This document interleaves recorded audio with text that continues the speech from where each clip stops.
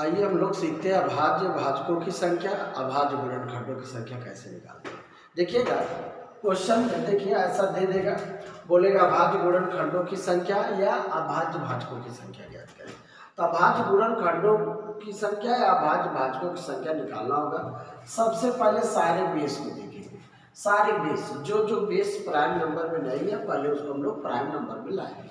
अब ये 6 prime number में नहीं है, 6 को तोड़ेंगे 2 गुणे 3, 2 तिहाई 6, कंप्लीट का पावर 10 यानी 2 का भी पावर 10 और 3 का भी पावर 10 गुणे, ये तो बेस प्राइम ऑलरेडी है, 3 का पावर 5 गुणे 7 प्राइम है, 7 का पावर 15 गुणे 11 प्राइम नंबर है, 11 का पावर 23, 11 का पावर 23। अब ये सारा बेस जब प्राइम नंबर में टूट के अरेंज हो जाए तब सवाल क्या कहता है उस पर गौर करेंगे। सवाल पूछ रहा है अभाज्य गुणनखंडों की संख्या,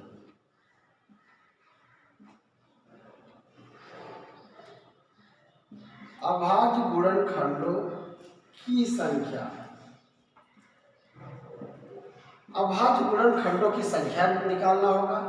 तो सारे पावर को जोड़ लेंगे, सारे पावर को जोड़ लेंगे, 10 plus 10 plus 5 plus 15 plus 23 plus 23। अब सभी को जोड़ लेंगे, 20 5 25, 25 और 25 और 15 40, 40 और 20 आया था 60 3 63, यानी सभी अभाज्य गुणनखंडों की संख्या आ गया 63, सभी अभाज्य गुणनखंडों की संख्या आ गया 63।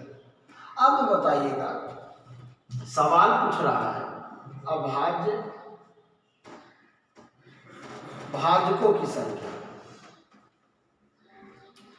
अभाज्य भाजकों की संख्या, अभाज्य भाजकों की संख्या निकालना होगा। अभाज्य भाजकों की संख्या तो हम लोग आंसर होता है नंबर ऑफ बेस, अभाज्य भाजकों की संख्या बोलेगा आंसर हो जाएगा number of base, number of base answer हो जाएगा नंबर ऑफ बेस,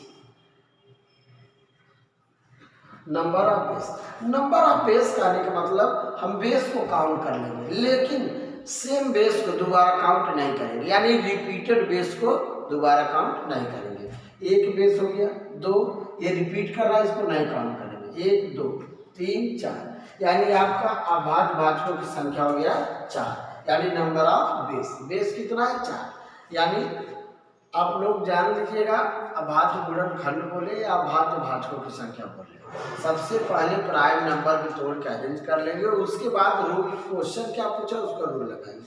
क्वेश्चन पूछा अभाज्य गुणनखंडों की संख्या, अभाज्य गुणनखंडों की संख्या निकालना होगा तो सारे पावर को जोड़ लेंगे, सारे पावर को आपस में जोड़ लेंगे और जो ऐसा करने पर्याप्त आया वही अभाज्य गुणनखंडों की संख्या हो जाएगा। अभाज्य भाजकों की संख्या बोले तो number of base, number of base, but same base को दोबारा काउंट नहीं करेंगे, रिपीटेड बेस को दोबारा काउंट नहीं करेंगे। सपोज करिए क्वेश्चन पूछ ले रहा है, क्वेश्चन पूछ लिया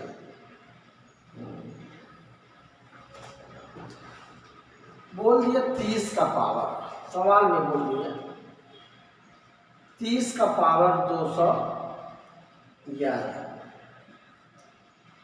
30 का पावर 211 का अभाज्य गुणनखंड एवं अभाज्य भाजकों की संख्या ज्ञात करें। तो याद रखेगा अभाज्य गुणनखंडों की संख्या या अभाज्य भाजकों की संख्या कुछ भी निकालना होगा, सबसे पहले बेस को प्राइम नंबर में हम लोग तोड़ेंगे। 30 को तोड़ेंगे प्राइम में तो 2 गुणे 3 गुणे 5, 30 को हम लोगों ने प्राइम नंबर में तोड़ लिया, 2 3 6 6 5 30 और कंप्लीट का पावर है 211, 211। इस दशा में पावर आपस में गुणा हो जाता है, 2 का पावर हो जाएगा 211 गुणे 3 का पावर 211, 5 का पावर 211, यानी सारा पावर टूट के अरेंज हो गया। अब सवाल क्या कहता है, सारा बेस प्राइम में टूट के अरेंज हो गया। अब सवाल क्या कहता है अभाज्य गुणनखंडों की संख्या, अभाज्य गुणनखंडों की संख्या निकालना होगा। हम लोग सारे पावर को जोड़ के आंसर बोल देंगे, सारे पावर को जोड़ के आंसर बोल देंगे। 211 प्लस 211, हम सारे पावर को जोड़ के आंसर बोल देंगे। ये आंसर आपका हो जाएगा 633, आंसर हो जाएगा 633। अभाज्य गुणनखंडों की संख्या हो जाएगा 633। लेकिन और सवाल पूछ रहा है अभाज्य भाजकों की संख्या। अभाज्य भाजकों की संख्या बोलेगा तो आंसर इसका हो जाता है number of base. Number of base, base कितना है? 1 2 3, 1 2 3, यानी अभाज्य भाजकों की संख्या नंबर ऑफ बेस, अभाज्य गुणनखंडों की संख्या हो जाएगा। सारे पावर को आपस में जोड़ के आंसर बोल देंगे। हम उम्मीद करते हैं अब आप लोगों से अभाज्य गुणनखंडों की संख्या या अभाज्य भाजकों की संख्या दोनों निकल जाएगा। रूल क्या है? सबसे पहले बेस को प्राइम नंबर में तोड़ के अरेंज कर लेंगे, तब अभाज्य गुणनखंडों की संख्या निकालने का रूल है। रूल क्या है? सारे पावर को जोड़ के आंसर बोल देंगे। अभाज्य भाजकों की संख्या बोले तो number of base, but same base को दोबारा काउंट नहीं करेंगे, रिपीटेड बेस को दोबारा काउंट नहीं करेंगे।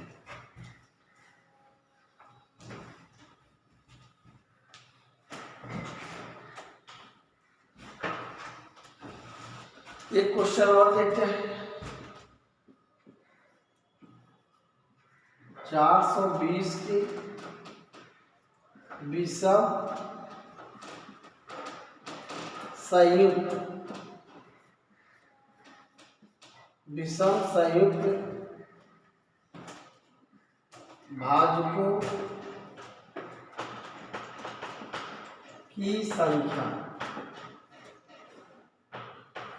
भाजकों की संख्या ज्ञात करें।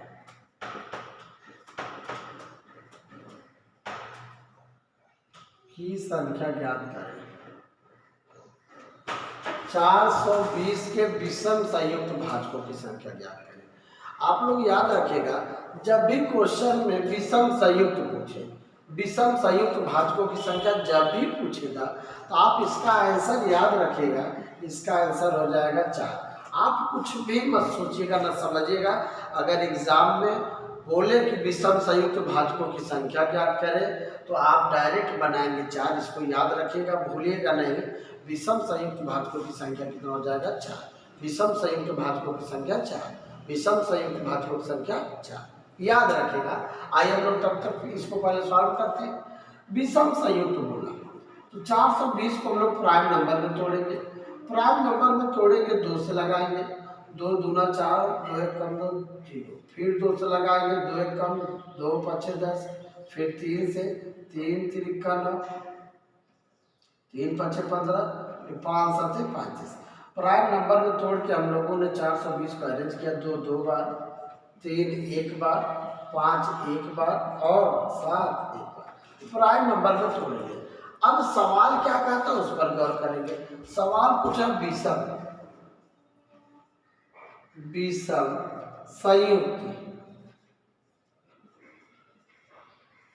संयुक्त भाजकों की संख्या।